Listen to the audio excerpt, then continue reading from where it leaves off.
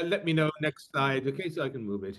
Yeah, it has started. Hi everyone, thanks for joining today's webinar. It's called MongoDB CDC Integration, Streaming Data for Real-Time AI and Analytics. So I will be live streaming this webinar, and I see that a few more other people are joining in. So just let me set that up for everyone. Uh, you might notice that you are currently in a listen-only mode, and you can, I see that someone's raising their hand. You can use the Zoom Q&A button. It is present at the bottom of your console. And uh, if there's any questions, just, feel free to interrupt us and we'll take care of that during the session. And we have a demo and another article that links to today's webinar. So I'll be putting the resources to everything in the chat. So in case you want to have a, real-time experience and maybe you want to follow along with the speaker, that's Akmal. One second. I think Akmal is not named correctly. Akmal, can you please rename yourself? Actually, that's my name. Seems to be a glitch there.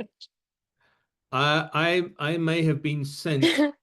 Yes, I think what it is, I've been sent your meeting invite, so I've It's become you. fine. I actually one second. Let me rename you Yeah, myself. Yeah, yeah, that's great. Okay, so I'm Yukti. I'm the host for this webinar today. One of my main jobs here at SingleStore is to organize these webinars end to end. And Akmal is a very regular speaker here at our webinars. Thanks, Akmal. And he's been an immense help. And he's been in the database space for like some time and has very rich experience and uh, he can share his experience with all of us through these free webinars. So thanks, Akmal, for putting in the effort and the energy to do all these things for us. We really appreciate it.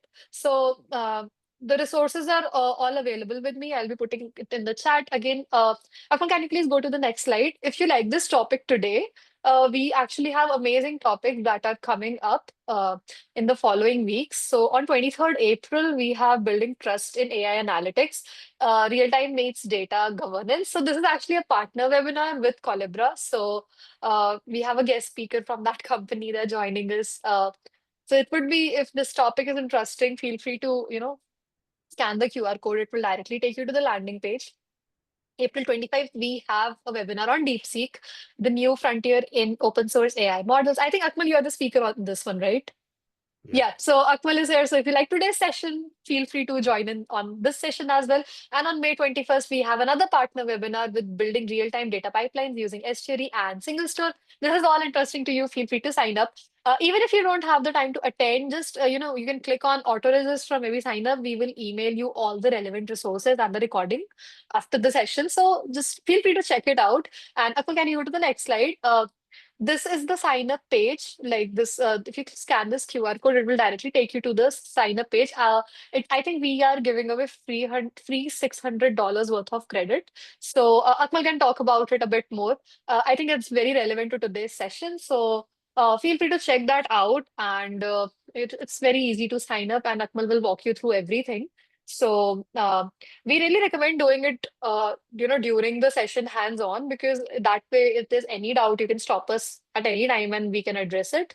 So I think I've spoken a lot now. I'll go dark now. Akmal, please take it away. And thanks again for joining. If there's any question that's there, use the Q&A button. I'll try to take care of it. All right. Thank you. Yeah, great. Thanks very much, Yukti. And thank you all very much for joining. Yukti, one small favor. Can you just fix my surname? Sorry, being an academic, I tend to Oh my notice goodness. detail. I No, no, actually, it's okay. Small I, change. I mean, oh my God. you're from South Asia, My right? You God. know how many different ways it's spelled. I know, it's all right. I know. All right. There's Thank actually you. there's a lot of spellings Yeah, yeah. that are associated with your surname. It's So okay. initially I was also very confused. So No, no, don't it's worry. fine. I'm really sorry for it. No, no, no worries. Thank you very much. Thank you for that. All right, that's great. Let's power on then, okay? All right. So in today's session, then we'll talk obviously about the title of the webinar, which is really focusing around Mongo and CDC, okay? And SingleStore has a product called SingleStore Kai as well, which provides MongoDB API compatibility. Very useful. SingleStore has had JSON support for some time. Okay, so we'll talk a little bit about that as well. Now, in terms of sign up, so I'll see if I can do this, okay? Because I'm already logged in, but singlestore.com/cloud-trial. It used to be.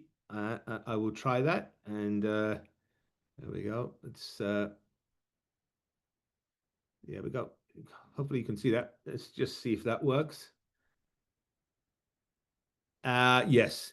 So that, for me, because I'm already signed in, it's already gone back to my sign in page. But I think if you just do that, or the link that Yukti will happily share in the chat, you guys just go there, okay, and sign up. Literally, it will take you just a couple of minutes, okay? It just asks for your username, email address, and just walks you through the steps, okay? And I think you receive an email as well just to check that you are human.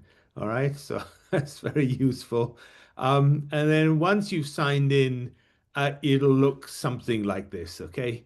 So you'll see that on the left nav, you've got a bunch of controls. Oops, pardon me. I'm just trying to be too clever there. It's it on the left-hand side, okay? There's this kind of navigation pane. And you'll see that there's a couple of deployments here. Okay, so Yukti mentioned the $600 worth of credits. There is a free shared tier as well, but today the features I'm going to use in terms of the CDC capability requires the standard tier. Okay, so that currently, as far as I'm aware, doesn't work on the free shared tier. Okay, so what you'll see is as you sign in, there will be something like this. Okay, you'll see your free shared tier. There will be a workspace for you and a database automatically created. Okay, so that's great to get going straight away, hit the ground running kind of thing. However, at the top here, okay, this little triangle, if you pull this down, you can see that you've got some other options, and one of these is new deployment. And actually, I've clicked on that and I have deployed myself this thing here, workspace group, group one.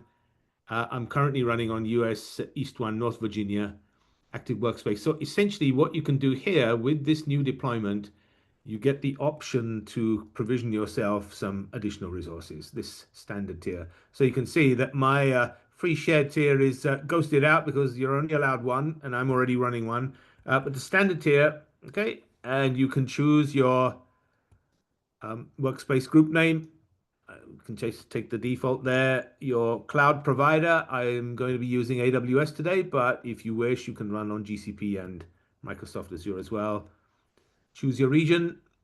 Perhaps it's a good idea to choose something physically closer for yourselves. So in my case, let's have a look. I would be Europe West 2, London. And then all you need to do, leave the rest of these unchecked. Okay, that'll be fine. And just do next at the bottom here. Okay. And once you do this, you'll see that you can choose your workspace name. Again, you're welcome to take the default. And then here, size is the thing that allows you to configure how, in terms of the resources, how many virtual CPUs, how much memory. And I'm currently using S00, which is the smallest one. Okay, so that comes with 2 virtual CPUs, 16 gigabytes of memory, and that will burn through 0.28 credits per hour. Tiny amount, okay? So you can leave this running for a while if you wish, and that's fine, okay? And then if you wish, enable SingleStore Kai here as well. That's always helpful if you plan to do some MongoDB work. And then just click this button at the bottom here. Now, I've already got this running, okay? So remember, this is provisioning some resources for you in the cloud. So it does take a couple of minutes before it's up and running. So, be patient. Okay, let's go back, okay? And I can show you here. Here's mine. Okay, this one. So I've currently got this standard workspace here, and you can see there I've been busy. This is the AdTech database that I created a little bit earlier, just for the purposes of today, and that's all we need for now. Okay, so we'll come back to this in a few moments. All right, so you're welcome to provision that. Say, just create the account, sign in, choose at the top there, okay, under deployments, and get yourself a new deployment. Okay, choose S00, select SingleStore Kai, and it takes a couple of minutes to provision. Okay, and once that's done, we'll come back to this in a few moments. All right, and don't worry too much if you didn't get those steps. As Yukti mentioned, there will be a recording which you can review later. All right, let's move on then. Okay, so briefly then, there's two standard slides that we like to show about SingleStore. So as a company, we've actually been around for quite some time, and these are some of the milestones over the years. Over 100 million in annual recurring revenue, over 400 global customers. I think that's something around about 450 now, something like that. I think nearly that sort of number. So it's growing all the time. And along the bottom there, you can see the investors. So many well-known names there. Goldman Sachs, Khosla Ventures, IBM, and so on. Okay, so there are well-known global brands that are investors in the company as well. So briefly then, at its heart, what SingleStore is a database management system, but we are shifting focus as well because it provides many AI capabilities as well. So it's a kind of an AI platform. Think of it that way too. But currently, in terms of universal storage, it has the ability to work with both OLAP and OLTP. Okay, so it originally started life in OLTP, in memory processing. Company used to be called MemSQL, product as well, same name. Subsequently added support for analytics. Now, in that case, it doesn't make sense to call yourself or your product MemSQL anymore because now you're doing analytics, hence the name SingleStore. So this is the concept of universal storage, okay? The ability to handle both of these types of data.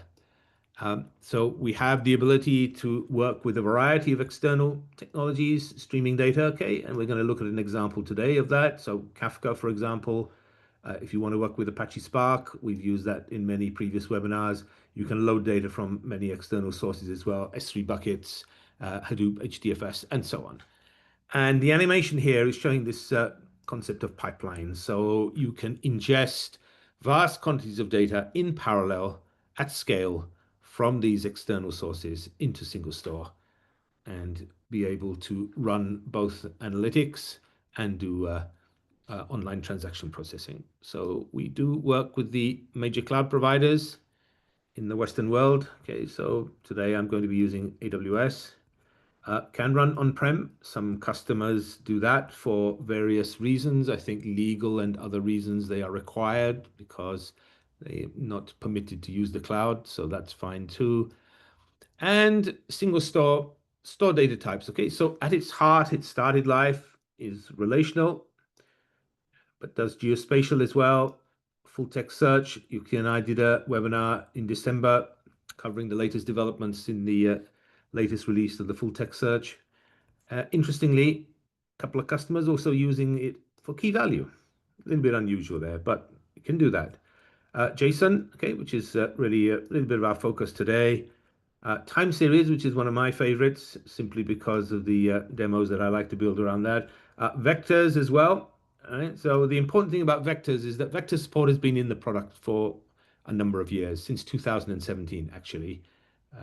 So it's not something that was just added recently, but it is very important, as you know, especially if you're working with generative AI, if you are working with embeddings, retrieval, augmented generation, and so on. I mean, it serves as an extremely useful purpose for semantic search, and SingleStore supports a number of operations, Euclidean distance, and dot product, for example, to give you, in terms of finding closer answers when you were doing semantic search. Real-time decisions, AI apps, dynamic experiences, dashboards, ad hoc queries, machine learning. Okay, so wide range of elements. So this is kind of a nice high-level picture in terms of showing the central architecture, if you like, at a very high level, and some of the technologies that we integrate and work well with. Okay, so JSON, very popular data format. Widely used in many verticals, many different domains. There's just some examples there. So financial data, for example, supply chain, social media streams, customer analytics, IoT. We talk a little bit about that today. Log and machine data, okay, telco CDR data. So over the years as well, in the not too distant sort of past, we have seen the emergence of these document-oriented databases as well as part of this whole kind of no SQL, no SQL movement, of which MongoDB is probably the market leader in that space, not just in sort of the document database space, but NoSQL overall. Um, so lots of potential there in terms of use cases. The challenge, though, is generally when you're working with JSON and trying to do analytics, you may be facing some challenges. So great for transactional, okay, use cases, but trying to then get anything useful out of it in terms of analytics, you may go through a couple of steps of which ETL, for example, just flattening the data, ingesting it to some external sources, perhaps something like Snowflake, for example, or Elastic. This logo should be a little bit familiar to some of you as well, Rockset.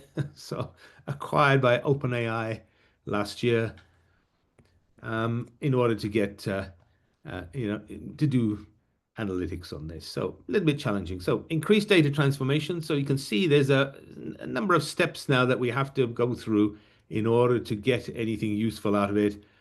That increases latency. It's brittle, can be costly as well because you're having to use a variety of technologies now. I know all of these technologies um, cost money, license, resources, time, effort, and so on.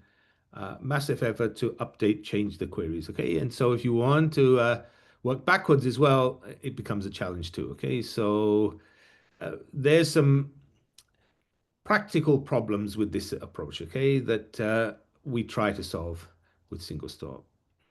And so one of the things that you can do is that particularly if you're working with MongoDB and you are using it heavily for transaction-oriented data, is this concept of augmentation. So in this case, you keep your investment in Mongo because you've spent money in terms of skills, tools, you are paying them for the privilege of using their product.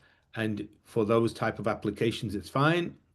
But then you can use something like SingleStore, for example, to perform the analytics using this CDC replicate mechanism, which I'll show you today. Okay.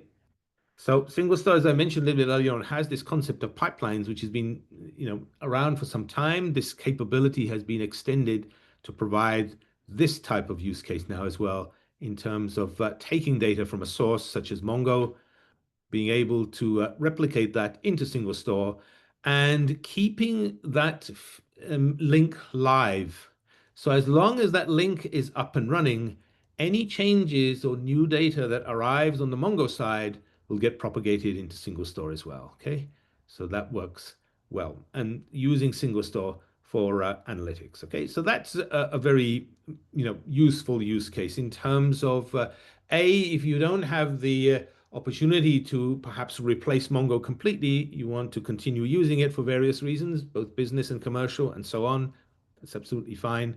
Keep your investment, as I said before, but you augment it with SingleStore. And the second major use case then is to do the entire replacement of Mongo using SingleStore Kai, okay, which is the MongoDB API compatible product. And in case you're wondering what is the degree of compatibility between Kai and MongoDB, actually it's very high. I think it's over 92%, something of that order. And it's improving all the time. Okay, and again, we have customers that have moved from Mongo directly into SingleStore using Kai. So in that case, then, essentially what you've done then is you've replaced completely MongoDB, both for the operational side in terms of OLTP and using SingleStore as the analytical engine as well. Okay, so one product is handling both of these. Okay, now performance benchmarks are always useful. I have to tell you a little story here. So when I was an academic many years ago, at that time, the hot technology of the day was something called object-oriented databases. It's kind of faded away now, okay? One or two of the vendors still exist to some degree. but it was for its time, the in quotes, the next big thing. Okay. So it was going to replace relational. It didn't happen, of course. But I spent about 6 years of my life in academia doing performance benchmarks on that, trying to work with customers doing benchmarks. And it is a very difficult challenge, very difficult task. Because when you are doing these performance benchmarks, it is important in terms of apples for apples type comparisons as far as possible. And sometimes that's not, always 100% possible. You have to make some decisions in terms of how you do this. But anyway, these two particular examples. So an IoT one, okay, which is sort of fairly medium size in terms of scale, and then this kind of public analytics benchmark, which is on a much larger scale. And I have to tell you that the code for both of these, and they are publicly available on GitHub. I did try the IoT one for myself simply because I wanted to test SingleStore against Mongo just to verify the results. I had to stop. Unfortunately, MongoDB Atlas was the bill was getting rather large. I had to cut it short, stop before it got too high. But essentially, with the IoT, think of like a global sensor array. Okay, you've got a series of devices that are located, could be on land, could be in the ocean. Okay, and then we are measuring certain things. For example, we could be measuring air temperature or pressure. Um, there could be some unique characteristics of the sensor, based on whether it's on the land or in the ocean as well. There's things that could be peculiar to the sensor as part of that. And so these sensors are collecting data, sending it in real time. And so you've got a set of queries that are representative of this. What's the most recent event, for example, sent by a device? Uh, which 5 devices have sent the most events? What's the latest status report for each version 2 of a device? Okay, so you could have multiple versions of devices. What devices have not sent an event in the last hour? Okay, that might be a little bit suspicious. Perhaps some devices need attention because we're not receiving data from them, and so on. Okay, so you get the gist of this. So these are meant to be representative of the kind of queries that we would want to run. There's a good mixture there, okay? And none of this is specific to Mongo, neither is it specific to SingleStore. They are just general queries that we could run, and we simply wanted to test, what was the performance of MongoDB versus SingleStore. So again, the little caveat that I mentioned a few moments ago in terms of trying to do an apples for apples comparison, well, this is about as close as we could get. So number of CPUs here for Mongo was 16, okay, and similar number for SingleStore. So this time we're using an S2, okay. S00 we looked at a few moments ago. In terms of memory, it was 122 gigabytes on the Mongo side, and for this S2 we get 128 gigabytes. The hourly cost when these tests were run for Mongo was $9.14, and SingleStore was $6.40. Okay, so about a third cheaper there. Let's give you the environment in terms of the tests. And here is the overall for all of these 6 queries. I know you probably have to squint a little bit to look at the results. There is an associated blog post for this as well, so you can see that. But essentially, with Mongo, you've got the vast majority of queries kind of tailing off like this. Okay, they are, it's getting more and more expensive over time in terms of the time period required to respond. There you go. Okay. There's this kind of strange hockey stick effect where actually the query towards the end, curls back. So at some point it is coming back and performance is improving, but right at the tail end, but not enough. And then overall, how did SingleStore do? Well, it did a lot better. I mean, it's literally there. It's flat in all of these cases. You can see, vast improvement in performance for all of these queries representing sort of an IoT type problem. And then here you can see the difference. So in some cases, I think the most extreme example is query 1, where it's getting on to be 900x faster for that particular query. So overall, look, this is the query lesson. Lower is better. So we did well there. What about the public analytics benchmark? So this is ClickBench, okay? So if you check the ClickHouse GitHub repo, you can have a look at the benchmark. You can try and run it yourselves as well if you wish. So again, taking a look at this, I know again it's a little bit difficult to see, but essentially we've got most of the Mongo results scattered in this box here, and there's a wide range of results. SingleStore, here we go. It's I think with perhaps one or two exceptions, you can see, okay, that did really well. And in terms of the price performance ratio, SingleStore is 7 times cheaper. Okay, so it took $24 to run SingleStore and about $168 here for Mongo. Okay, so we did well there as well. Okay, so a couple of examples there.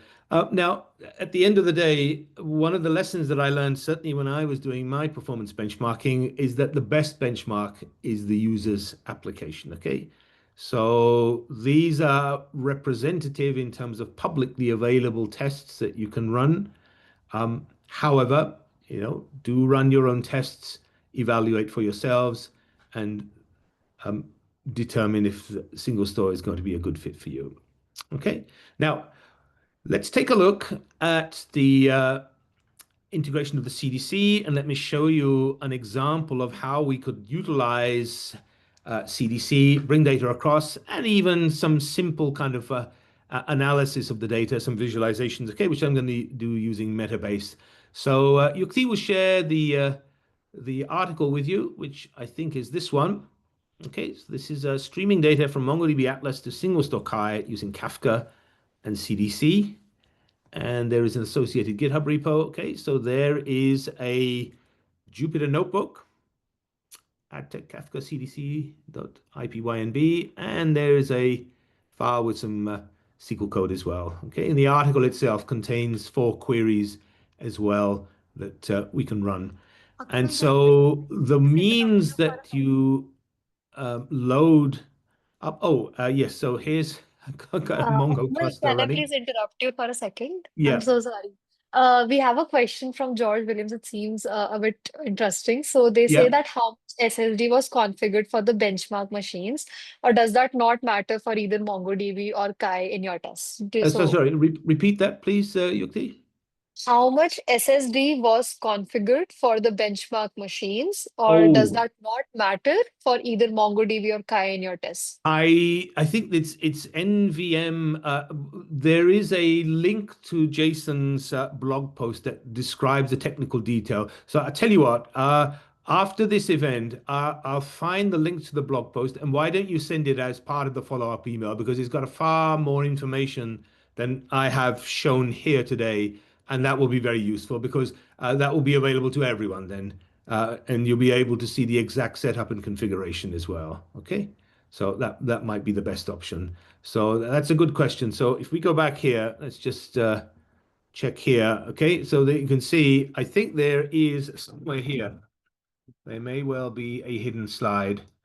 Okay, so let's just have a look. I think it may not be in this particular deck. But for this scenario, it's Atlas M80 NVMe. Okay, and so, as I said before, the setup was as similar as it could be in terms of making it a fair comparison between the two systems. You don't want like solid state drives in one and rotating disk in the other one. That's not going to work. All right. That is not fair, and that's not playing by the rules. So, as far as possible, I mean, this is just showing a little bit, but there's not enough detail there. I appreciate that.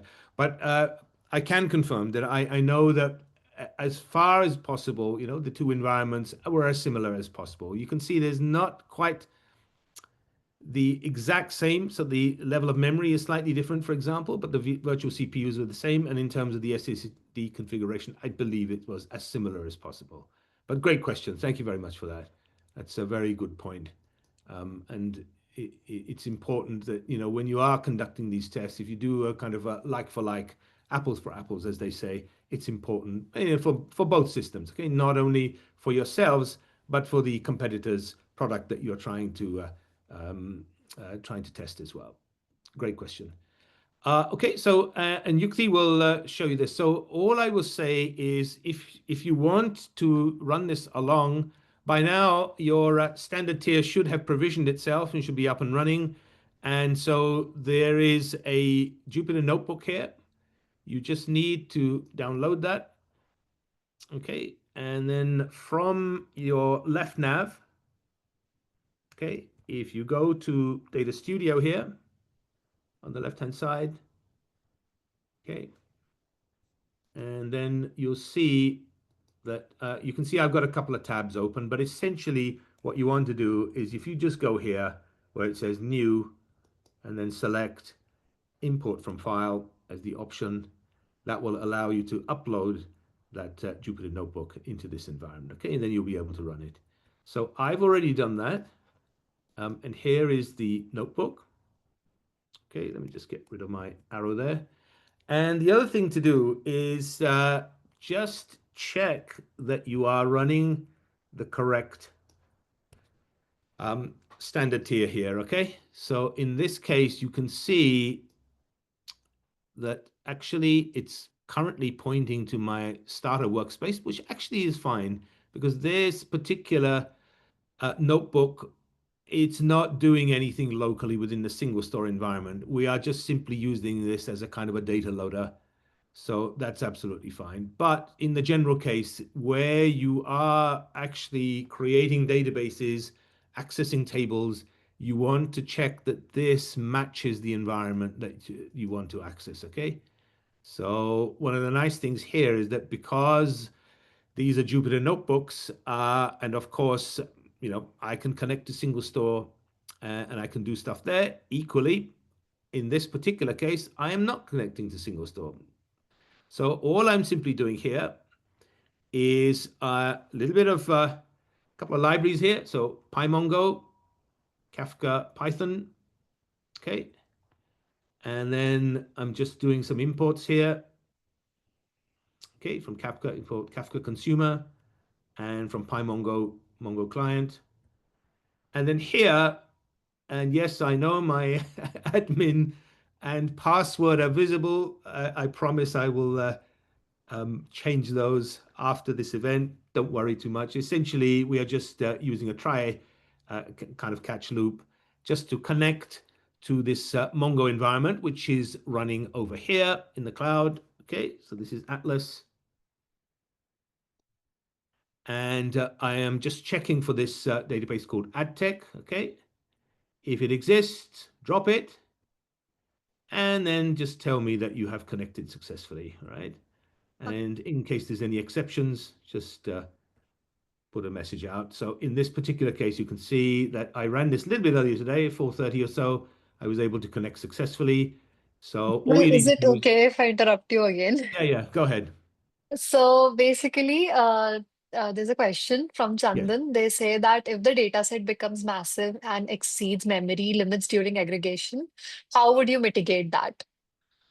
You'll need to do it in batches. Okay, so you need to think Okay. about feeding the data in batches. Actually, I'm using batches just below here as well.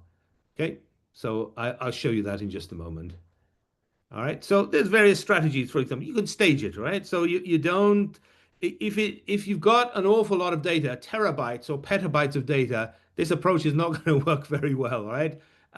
You're going to blow up something along the way. So it's important to think about bulk loading. There are other mechanisms that are available. In this particular case, I'm just simply demonstrating that I want to get some data into Mongo. That's all we're doing here. And I'm using Kafka in order to do that, just for the purposes of the demo. So we got something in Mongo that we can use then to connect with the CDC, all right? So this, for example, yes, I'm running it in the SingleStore environment, but I'm doing so just to generate some data and get it into Mongo in the first place, okay? So if you see my reasoning there. So that's what we're doing here, okay? So you may have some other source. You may have like Confluent Cloud, for example, as your means of data that you are connecting into Mongo, perhaps you've got a live feed, yeah, some streaming data that's arriving into your Mongo environment. That's absolutely fine. I'm not using that today, but this is a super simple way just to get some data in. And then here, what I'm using is this thing here, which is kafka.memcompute.com. Okay, so this is a public Kafka broker that SingleStore has. Usually it's running. Sometimes it may not be. Okay, so we do try to keep that up and running. As it's got a couple of topics. There is one on add events specifically, which is what we're doing here. So we're just connecting to this broker. Okay, so as you can see, I ran this a little bit earlier today. So it's connected successfully. And then here you can see there is a loop.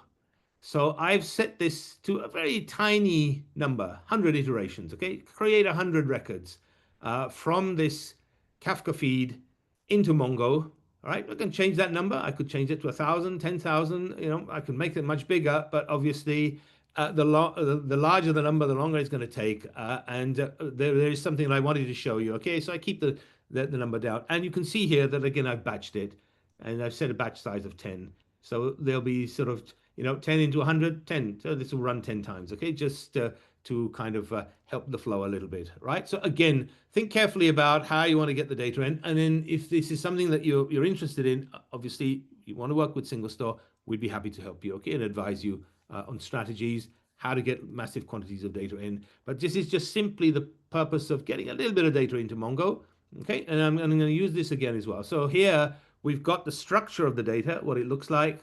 Okay, so these are ad tech events. We've got a user ID, we've got an event name, the advertiser, what's the campaign, and then what is the gender of the person, or how much is their income, some specifics in terms of page URL, what region of the world they're in, or maybe in the United States, for example, particular state, and the country. Okay, and so we're just iterating this and going over, and you can see, I mean, this thing runs really fast. I mean, for 100 records, okay, it's tiny. I ran this a couple of times, okay, and again, I'll do this in momentarily, but what it's done is on the Mongo side here, it's created 200 records here, okay, which is enough just for the purposes. And again, I'll change this in a couple of minutes just so you can see we're going to do a little bit more, right? So essentially what we're doing here is this is kind of simulating a Kafka feed into MongoDB Atlas. Right, nothing to do with SingleStore here, okay? So I'm just generating some data, storing that into a collection and a database in Atlas. And then here, what I'm doing is I am creating the CDC, okay? So the CDC link here, and this is the syntax for it, okay? So what this will do is we just say create link, give the link a name, and then when this is of type MongoDB here, and we need to provide some configuration details. So we have to give it the details of the Mongo hosts, for example, the primary, the secondary. Okay, here, what is the particular database and collection we're interested in? Okay, that we're going to use SSL. Yes, I know using admin is bad here, but this is okay. It's a throwaway database. You'll do a better job, right? You promised me you'll do a better job, okay? Here's the MongoDB user, and there's their password, okay? So what this will do is this will set up the CDC. Eventually, it's like a pipeline, okay? But no data going through there. This is just instructing SingleStore to set this up for us. And then what we're asking it is the next step here is, okay, using this pipeline description, okay, create tables, okay, and infer the structure of what that table is going to be. And we are going to use Avro as the format to connect across to Atlas. And then once that's done, we can ask it, okay, show us the tables. Okay, so let me run this. Okay, and it tells me that there is a table here called events. Okay, so it's connected across, and then I could say here, okay, describe events. Tell me what this actually looks like. Show me the structure. And then here, it tells me, and then you can see here that we've got underscore ID, which is of type BSON. We've got more type BSON, and then a little bit of internal stuff here used by SingleStore, this kind of long blob as well. Okay, that's fine. So essentially, it's interrogated Atlas. It's looked at the collection. It's picked out the format, and on the SingleStore side, it's created a table that matches that structure. Now, again, so far, no data is coming through. All we've done is we've described if you like, the pipeline. We've managed to get metadata, if you like, that we've kind of understood and managed to find the details of the collection on the Atlas side. And then we've got this, we can ask it, okay, you've done all of that. Show me what pipelines are currently running. Now, initially, when you do this, it will say, well, okay, here's the thing that I know about. In this case, it's running. Okay, initially, it will still be stopped. It's not scheduled. Okay, you can schedule these things as well. And then what I did here was start all pipelines. Okay, so that's the command I ran. Now, if I run this again, it will give me an error because it's running already, if you can see the point, right? So that's done. And then as soon as that's done, what it does, it takes a snapshot. So it will interrogate the collection, copy the records across. And you saw a few moments ago when we looked at Atlas 200, and we can certainly check that here. Okay, so we can do a select star, count star from events. And if we do that, it tells us there are 200 records there, which is correct. And because that link is still live, we haven't shut down the CDC pipeline. It's sitting there waiting. So if new data arrive on the Mongo side, those will get propagated into SingleStore. Okay. And then we could have a look at one of these records in the table as well. Now, show me what this actually looks like. And if we do that, and I apologize, it's kind of wrapped around a bit, but here's that kind of internal $OID. And then here you can see the structure. Sorry about that. My magnifier is not particularly good there, but it's giving me an advertiser, the company. So all the fields are there as key value in this kind of JSON structure. And that's been, just retrieving one record from there. So that's absolutely fine. All right. Now, at this point in time, let me just shrink this down and let me, what I need is this thing here.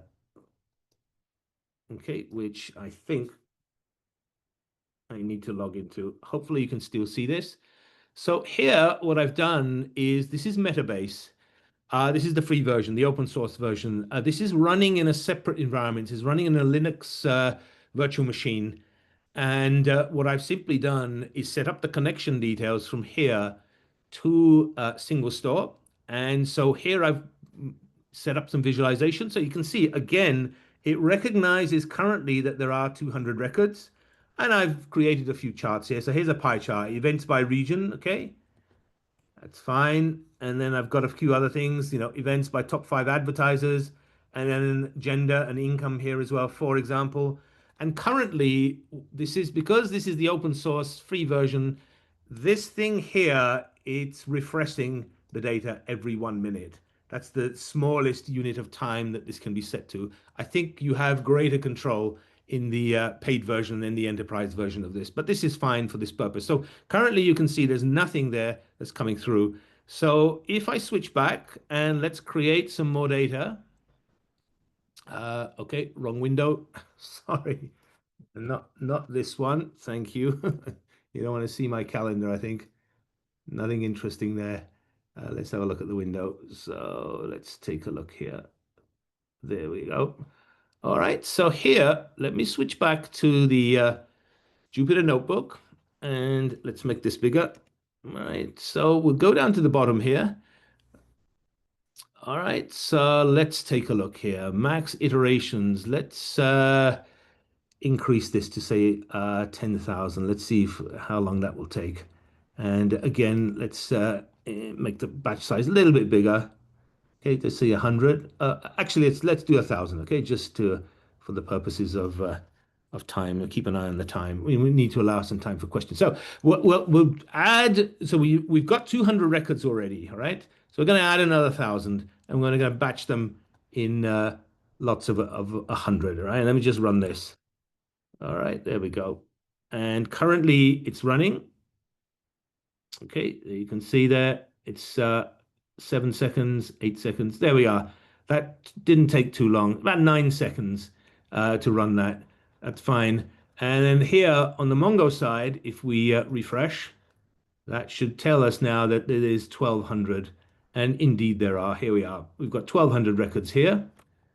And if we shrink this down and take a look at the virtual machine, there you can see, because I'm too slow, it's happened whilst I was switching windows. So already it's gone up to 1,200 here, okay, in terms of the data is fed through. And again, this is simply refreshing. So this is not using CDC in it by any means, but this is simply just creating some visualizations, doing a bit of analytics if you like. So the key thing, the bit of magic, if you like, the secret sauce is this, okay, back in our SQL. So essentially, this piece of code is setting up that pipeline, okay, and we provide the information there. And as I said before, as long as that's up and running, this gives you that augmentation sort of scenario that we talked about. So if you want to keep your existing investment in Mongo for various reasons, commercial, skills, tools, whatever, you can move to Kai, of course, but perhaps you don't wish to do so initially. Maybe you just want to test this out and try it out and see how much better SingleStore might be for analytics. That's absolutely fine. So this will set it up, okay? You'll get your data across into SingleStore, and then you can utilize it because it is both for OLTP and analytics. Okay, it does the OLAP as well. We have customers that have directly replaced Mongo. Others are using it in an augmentation mode to the point where majority of the operations are actually done by SingleStore. But again, for various commercial and business reasons, they still retain Mongo for some type of processing as well. Okay, so the article, okay, goes into the steps that you need. The GitHub repo has got the notebook, the SQL code there. The article itself has the 4 queries that I set up in Metabase. You're welcome to copy and paste those in. But what I simply wanted to show you is that setting up something like this is not very difficult. If you have your own source of data, say a live Kafka feed that's sending data to Mongo, absolutely fine.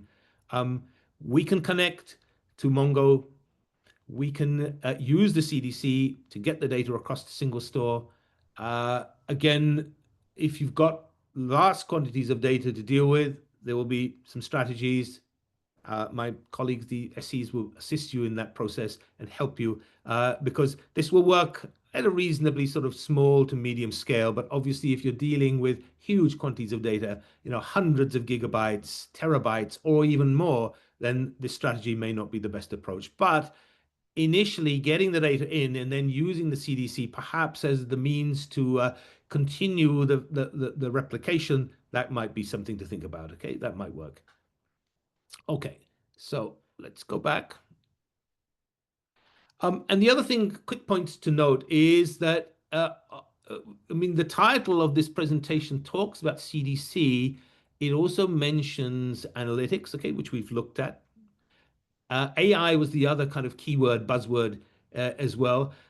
It's very straightforward once the data are in SingleStore. If you want to integrate a variety of libraries, so you want to work with LLMs, for example, very easy to do. Yukti and I have covered this in many previous webinars. For example, one that we did not so long ago, we're just using LangChain, for example, as a means to connect to SingleStore and ask queries in natural language. And it will convert those to SQL behind the scenes, interrogate the database system, return the result. And that can even be, continue to happen whilst there is new data arriving. So if you've got a live feed, you might run a query to say, all right, show me how many rows are in table X now. It might say, oh, there's 100,000. 10 minutes later, you might ask the same question again, or you might say 200,000. Okay. So, and of course, your queries themselves in terms of the responses to the questions that you ask will change as well because new data have arrived. That has implications as well in terms of what's actually returned. So that's very easy to do as well. Very straightforward. Okay. Nothing particularly complex there. Okay. So just to summarize then, let's see if we can get this up and running. It's so Kai 100 to up to almost 1,000x faster analytics on JSON data. Okay, so it might be something to think about without any query changes or application changes. Compatibility is very high. It's not 100%. We're getting there. It takes a little bit of time, engineering challenge, because we are not privy to MongoDB's code base, right? That is their commercial selling point. So we have to kind of just reverse engineer based upon how particular commands operate. SingleStore provides superior performance across a range of benchmarks. Augment MongoDB using CDC. That's a great way to start. Okay, again, gives you some confidence in the technology. Or at some point in time, you may wish to replace it entirely and have SingleStore do everything, using Kai for the Mongo operations and then using the analytics capabilities that it has for the OLAP. And no separate costs license fees. Okay, so that's the key thing. So you saw that Kai is just an option that can be enabled. The CDC comes built in as well. There's nothing extra to pay there. You do need to run it on the standard tier at the moment as a minimum. I think currently it doesn't work on the free shared tier as far as I'm aware. If that changes, okay, we'll let you know. But that's, I think, the current scenario. And if this interests you and you're thinking about possibly some migration projects or perhaps utilizing CDC or Kai or any of the technologies we've talked about today, I have colleagues in the solutions engineering team that can assist through that process, and we can work with you, understand your requirements. And again, if you have particularly large quantities of data, come up with strategies in terms of helping you get that data into SingleStore. So like I said before, the CDC is one option that could work. But if you're dealing with very, very large amounts of data, then perhaps using the pipelines that we have could be better in terms of parallel operations at speed, at scale. That might work. The standard, we are hiring. Okay, so if you're interested in joining us, singlestore.com/careers, please take a look at that page. And always the quote that I like to end with: any sufficiently advanced technology is indistinguishable from magic. The nice thing about the tools, technologies today, once you've set it up, okay, you've plugged in the credentials, username, password, details of the host, and so on. I mean, I was pleasantly surprised. I wrote the article some time ago. I ran it a little bit earlier today, and fortunately, everything worked, which is great. Nothing particularly complex there. All of these things are very, very straightforward, easy to understand. CDC has been around for a long time. Again, robust kind of technology that a lot of organizations use today, but very, very easy to use. Okay, so again, highlight this, and I'll stop there. So, Yukti, any further questions? We actually have a lot of questions. First of all, thanks for the demo and thanks for hosting this webinar. We have some questions that have been waiting for you since I think some minutes. So Yeah. there's another question from Chandan Kumar. They say that even the same CDC we can do using Mongo Atlas trigger also. Then why do we use single store on top of that? That's a great question. So yes, I've heard of the trigger capability. I'd need to check that. That's something I'll have to follow up on. That's something I don't know off the top of my head. But great question. Thank you very much for that. Yeah. So there's another question like uh, from I'm not able to pronounce the name. It says Brendan. So in the middle. So they say that can I also migrate my data from old server of MongoDB and Oracle to use single store? Yes. So if there's as I said before, there's a variety of tools and techniques that you can use to get data out of existing systems. We've looked at one or two options today. There are other ways to do it as well. For example, some customers we work with, it's a little bit challenging because perhaps their data are quite complex. For example, may not be entirely amenable to some of the tools and technologies, and therefore we will build custom solutions with them. Um, there's plenty of free and open source software available as well. And the other thing worth noting is that we have this technology called Brightflow. We acquired the company. So I think the tool is called Flow, which is coming out. And Eric Hansen, if you remember, Yukti, Eric did a webinar on this not so long ago.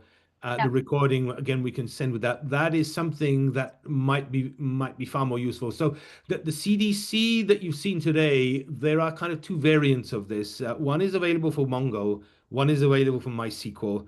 But with the acquisition of Flow, now that opens up the possibilities to have connectors for a much larger range of sources and sinks.